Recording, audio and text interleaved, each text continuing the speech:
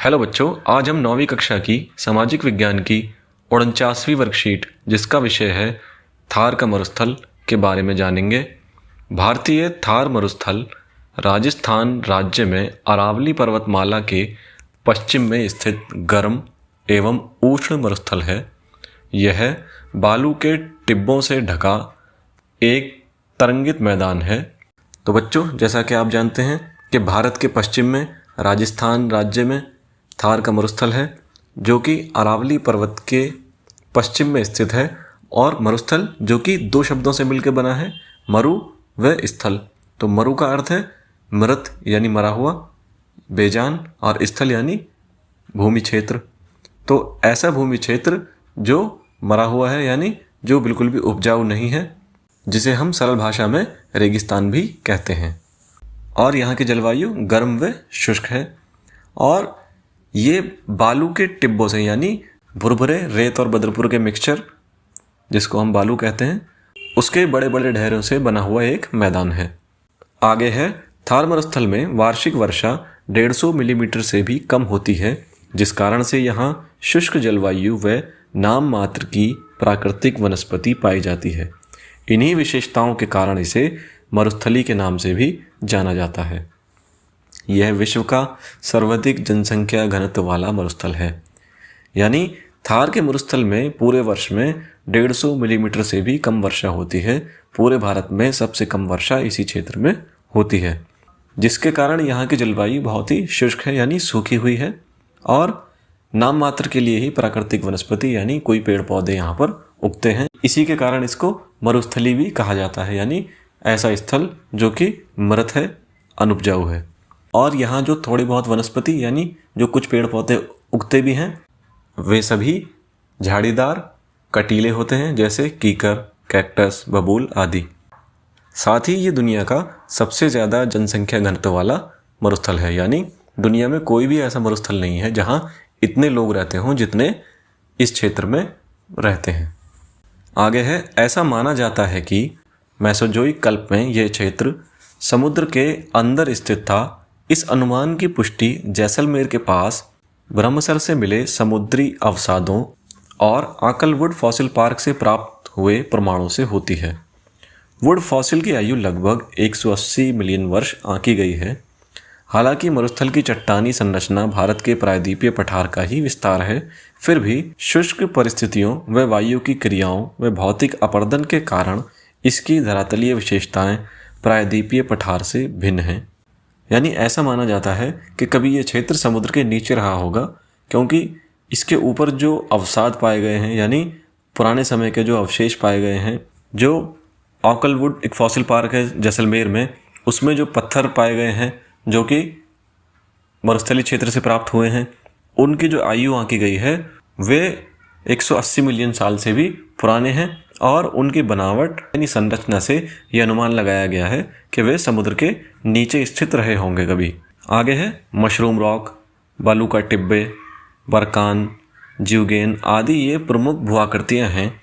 बरकान अर्धचंद्राकार बालू का टीला का विस्तार बहुत अधिक क्षेत्र पर होता है, लेकिन लंबवत टीले भारत पाकिस्तान सीमा के समीप प्रमुखता से पाए जाते हैं। जब कभी आप जैसलमेर जाएं तो बरकान के समूह देख पाएंगे।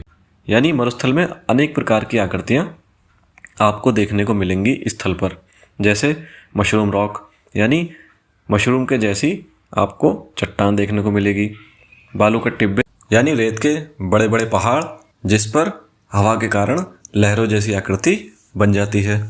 बरकान यानी अर्धचंद्राकार रेत के टीले और जीवगेन आदि प्रमुख स्थलाकृतियाँ देखने को मिलती हैं।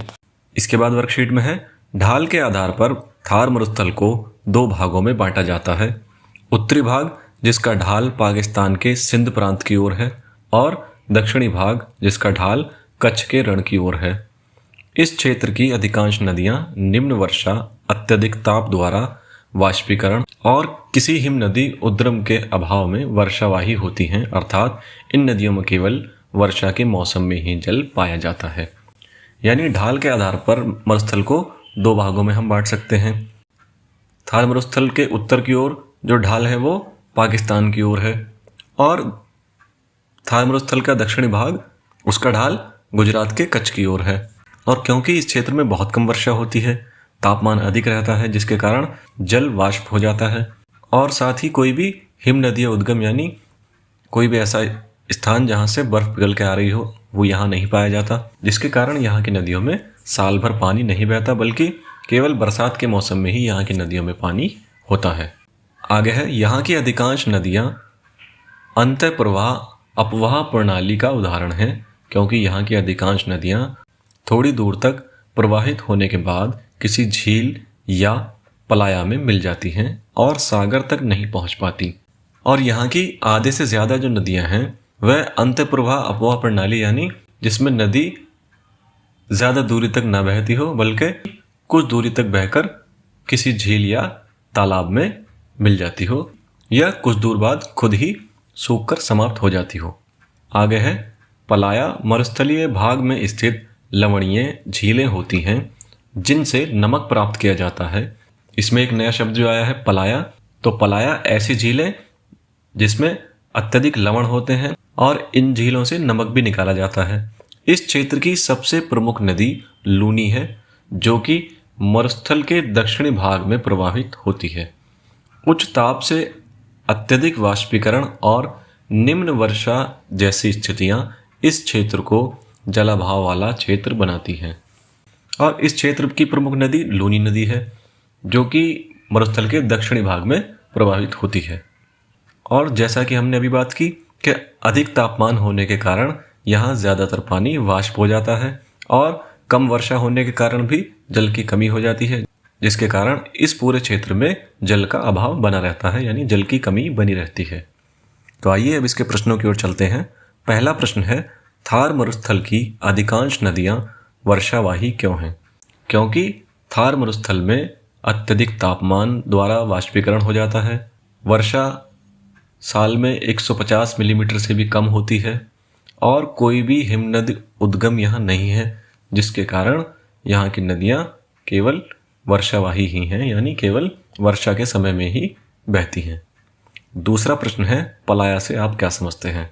तो पलाया मरुस्थलीय भाग में स्थित लवणीय झीलें होती हैं जिससे नमक प्राप्त किया जाता है।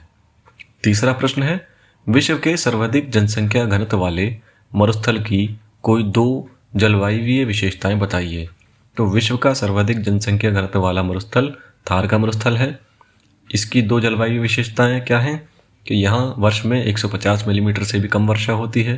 दूसरा, यहाँ की जलवायु गर्म व शुष्क है। चौथा प्रश्न है, थार मरुस्थल की प्रमुख भू आकृतियों के नाम बताइए। तो जैसा कि हमने वर्कशीट में जाना, थार मरुस्थल की प्रमुख भू आकृतियाँ हैं मार्शल रॉक, बालू का टिब्बे, बरकान, ज्यूगेन आदि। पांचवा प्रश्न है, थार मरुस्थल भारत के किस राज्य में है? तो थार मरुस्थल भारत के राजस्थान राज्य में है। छठा प्रश्न है, ढाल के आधार पर मरुस्थल को कितने भागों में बांटा जाता है? उनके नाम लिखिए। तो ढाल के आधार पर मरुस्थल को दो भागों में बांटा जाता है। पहला भाग है उत्तरी भाग, जिसका ढाल पाकिस्तान के सिंध की ओर है, और दूसरा भाग है दक्षिणी भाग, जिसका ढाल गुजरात के कच्छ की ओर है। धन्यवाद। और वीडियोस देखने के लिए इस चैनल को सब्सक्राइब करें।